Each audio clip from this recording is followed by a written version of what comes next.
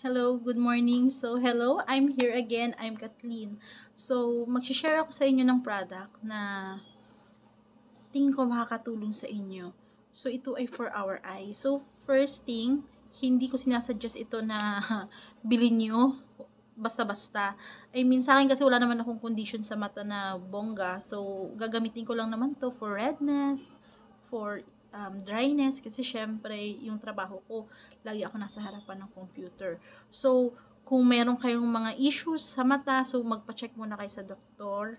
Okay, hindi ko siya sinasuggest na basta-basta bilhin at ilagay sa mata. Okay? So, this item, na-research ko siya, nasama siya sa research ko during nung sore eyes days ko. Naghahanap ako ng para sa mata. Kaso nga lang sabi nila, don't put anything on your eyes, lalo na pag hindi prescribe ng doktor. Okay? So, yon. So, nakita ko rin ito na ginagamit nila Daniel Padilla, Rotozay, and si Andrea Brillantes, si Blight, na yung color yellow yung gamit niya, pero sa akin kasi blue, at saka si Maris Racal, nakita ko rin na ginagamit niya. So, yung item na to is, it is one.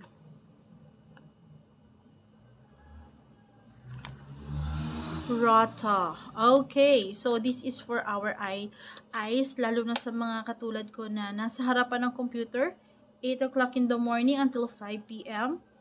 Tapos magbe-bake lang ako ng konti for about 3 hours to 4 hours.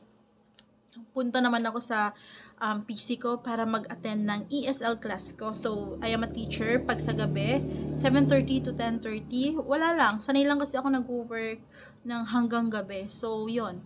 So, yung eyes ko naman yung nagsasuffer, wherein hindi rin maganda talaga.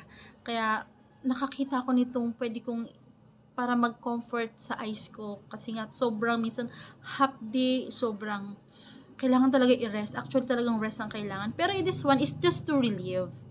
Okay, hindi pa rin mapapalitan nito yung rest ng ating mga eyes. Okay, so this one is like this. Roto. Tapos dito pala. Tapos this one is like this. Ang ganda ng packaging niya. Yan. So, ang effect kasi nito, may cooling effect siya talaga. Pag inamoy mo, yan, para siyang menthol. Kasi nga, cooling effect. So, para siyang menthol yung amoy niya. Then, pag nilagay mo sa eyes mo, meron siyang mga 3 to 5 seconds na hayaan mong maramdaman mo yung, what do you call this one? Lamig sa eyes.